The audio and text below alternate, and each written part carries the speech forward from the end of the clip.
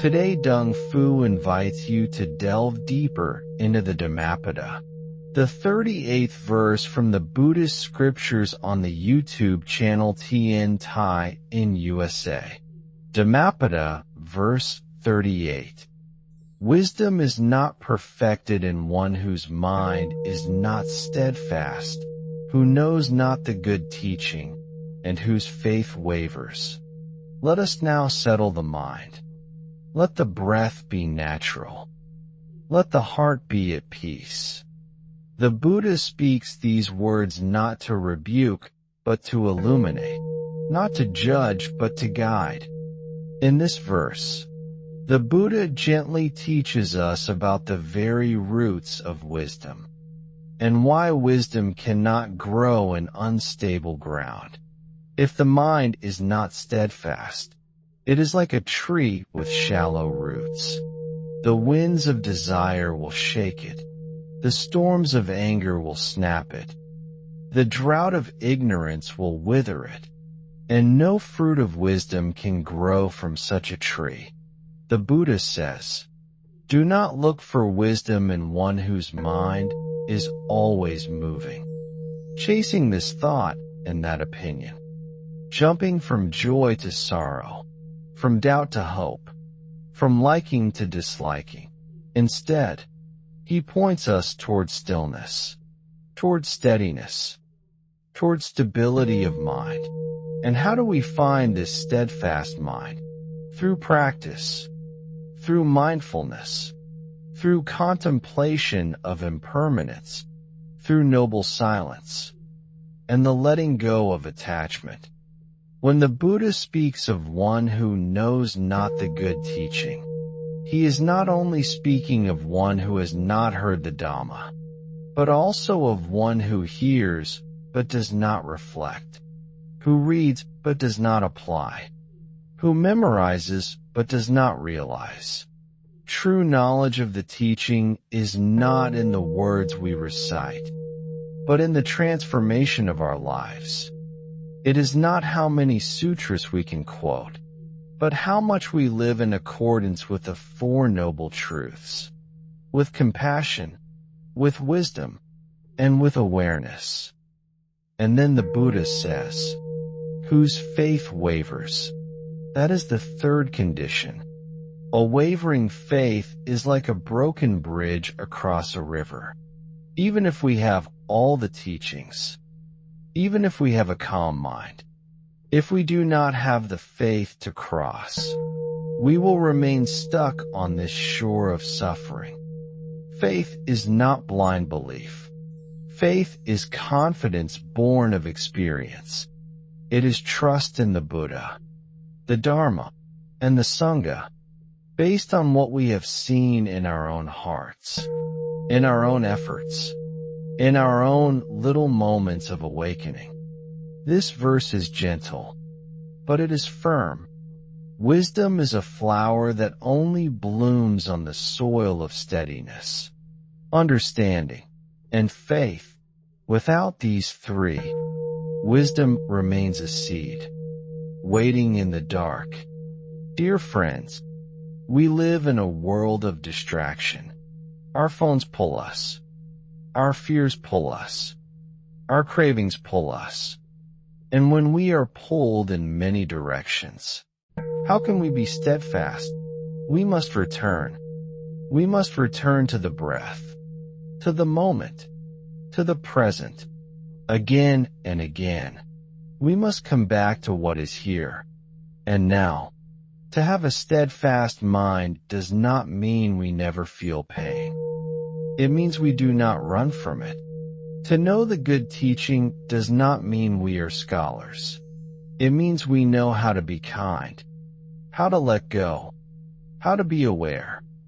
And to have unwavering faith does not mean we never question. It means we have the courage to keep walking even when we do not see the end of the path. Let us sit with this verse deeply. Let its simplicity guide us like a lamp in the darkness. If you ask, how do I become wise? The Buddha's answer is clear. First, Make the mind stable, like a still lake.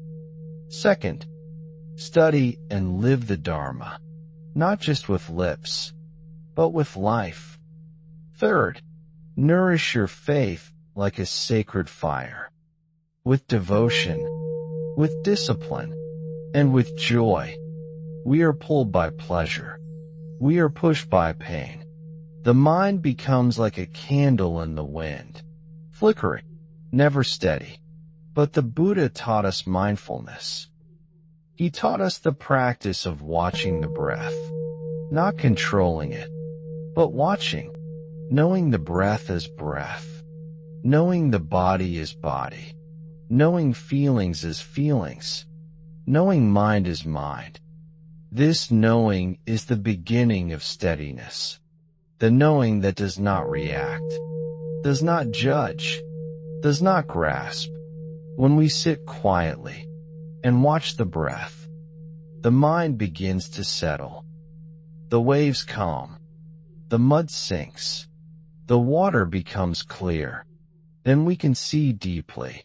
Then wisdom arises. But if we do not train the mind, it runs wild.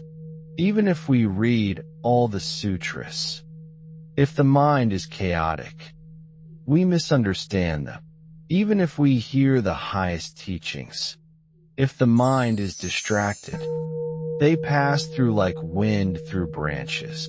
So, the first task is to calm the mind, not to suppress it, but to understand it, to see the causes of restlessness, to be aware of the habits that pull us into the past and future, and to gently, patiently, return to the present moment. The second part of the verse speaks of not knowing the good teaching. The good teaching is not good because it is beautiful words. It is good because it leads to freedom. It leads to peace. It leads to the end of suffering. The good teaching is not only in books.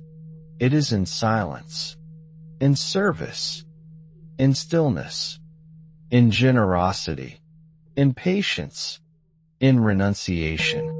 It is the teaching of the Four Noble Truths, the Eightfold Path, the 5 Precepts, the 6 Perfections. Do we know these teachings? Do we live them? Or do we only speak them? The Buddha said, "Better than 1,000 words is one word that brings peace." So better than knowing many teachings is knowing one that you live fully. If we do not study the good teaching, our faith is shallow. We may be inspired for a day, but then fall into doubt. We may believe in the Buddha, but we do not know why. That is why the Buddha always said, "Ahapasiko, come and see." Do not believe blindly, but examine. Look within. Test the teachings in your life. When you see that the teachings work, your faith becomes strong, unshakable. Then the final part, whose faith wavers. Faith is like a lamp in the storm. When we face loss, pain, illness, old age, death, we need this lamp. If the lamp is weak, the storm blows it out. But if the lamp is protected by mindfulness, by right view, by noble friends, it survives, and it guides us forward. A wavering faith is full of doubt, full of questioning without practice, full of seeking but never staying. We go from one teacher to another, one method to another, never committing, never settling. But true faith is not jumping around. True faith is sitting still and trusting the process. Even when it's hard, even when it feels empty, even when we feel like giving up. Faith is not always joy. Sometimes it is quiet endurance. Sometimes it is choosing not to run. Sometimes it is holding on when everything falls apart. That kind of faith becomes unshakable. And from that faith, wisdom blossoms. So let us remember, wisdom is not a gift from the sky. It is a fruit of steady practice, of understanding the teachings, and of deep inner faith. We cannot fake it. We must grow it, day by day, moment by moment. Let us return again to the verse. Slowly, wisdom is not perfected in one whose mind is not steadfast, who knows not the good teaching, and whose faith wavers. Let us make the mind steadfast. Let us live the teaching. Let us nourish the flame of faith. In this way, wisdom will not be far. Enlightenment will not be a distant star, but a light already shining within. Let this verse be your daily reflection. Write it, recite it, contemplate it. Let it sink into your heart. When the mind shakes, remember it. When you doubt your path, remember it. When you feel lost, remember it. Dear friends, we enter the heart of the path. We ask ourselves, how do we become steadfast? What does it mean to have a mind that does not waver? In our daily lives, the mind is constantly moving. It reacts to praise and blame, to gain and loss, to comfort and pain. And each time it moves, our peace disappears. But the Buddha teaches, the mind is trainable. Just as water becomes still in a calm bowl, so too can the mind be stilled through mindful attention. The breath is always here, right now. It is the bridge that connects the body and the mind. When we breathe in and know we breathe in, and breathe out and know we breathe out, the mind begins to settle. The body softens. The emotions untangle. The heart remembers the silence beneath the noise. Day by day, if we sit in quiet, even for 5 minutes, we are watering the seed of steadfastness. We are creating the space in which wisdom can blossom. No one becomes wise overnight. Even the great disciples of the Buddha practiced for many years, patiently, humbly, sincerely. And then we ask, how do we come to know the good teaching? We begin by listening deeply, not only with the ears, but with the heart. The Buddha's words are not just information. They are medicine. And like medicine, they only work if we take them properly, if we reflect, if we apply them in our life. They begin to heal us. To know the good teaching is to live the teachings, not just in the temple, not just during chanting, but in the kitchen, in traffic, at work, in conversations with family. Can we live with right speech, right thought, right livelihood? Can we offer patience when someone is angry? Can we let go when we are hurt? Can we remember impermanence when we are clinging? The Dharma is not theory. It is the path to freedom. And freedom is not only found in meditation halls. Freedom is found in how we respond to the small frustrations of daily life. Freedom is found in how gently we speak, how mindfully we eat, how clearly we see our own mind. The good teaching includes everything the Buddha taught, but at its essence, it is the Four Noble Truths, the truth of suffering, the truth of its cause, the truth of its cessation, and the truth of the path. If we understand even a little of these truths, and practice them sincerely, we are already walking the path of wisdom. And now we return to the final part of the verse. Faith. The Buddha knew that faith is delicate. It can be strong in one moment and then collapse in another. That is why he always encouraged wise faith. Faith that is based on seeing for ourselves. When we keep precepts, our heart becomes lighter. That lightness strengthens faith. When we meditate and feel calm, that calmness strengthens faith. When we help someone and feel joy, that joy strengthens faith. So faith is not something mysterious. It is the result of right action. It is the fruit of the path.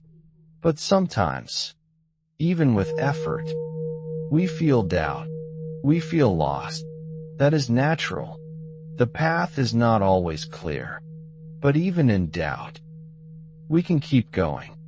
Even when we cannot see the light, we can keep walking. Because the Buddha left us the map. The Dharma is our compass, and the Sangha is our support. In moments of darkness, remember the stories of the great disciples. Ananda, who struggled with attachment. Angulimala, who overcame great violence. Kisagadami. So you too, dear listener, can be transformed. You do not need to be perfect. You only need to be sincere. To take one step, and then another, and then another. If your mind wavers, return to the breath. If your knowledge feels shallow, study one teaching and live it fully. If your faith feels weak, remember the times you felt peace, and let that memory carry you. Let us reflect one last time on the verse. Wisdom is not perfected in one whose mind is not steadfast, who knows not the good teaching, and whose faith wavers. This verse is a mirror. It asks us to look honestly. Am I steady in my mind? Do I study and live the Dharma? Is my faith nourished or neglected? The answers are not for judgment, but for practice. Every day is a new beginning. Every moment is a new chance to choose steadiness, to choose the teachings, to choose trust in the path. If you fall, get up gently. If you forget, return kindly. If you doubt, take refuge again in the Buddha, in the Dharma, in the Sangha. These three jewels are not far. They are already within you. The Buddha nature is already here, waiting to be uncovered. In closing, let this verse guide your life. Write it on your heart. Let it be your companion in silence and in speech, in sorrow and in joy. When the world is loud, return to it. When your mind is confused, return to it. When your heart seeks peace, return to it. Be steadfast like the mountain. Know the good teaching like a gentle scholar of the heart. Hold your faith like a candle in the night. In this way, wisdom will come naturally, like a flower blooming in the spring. May your journey be steady. May your understanding deepen. May your faith blossom. May wisdom become the light that leads you home. Thank you for watching my video. Namo Amitabha. I wish to bring this merit towards all disciples and sentient beings, all of whom will attain Buddhahood. Remember to like and subscribe to the channel to review the short sermons of the Buddha. Thank you for listening to the Dharma.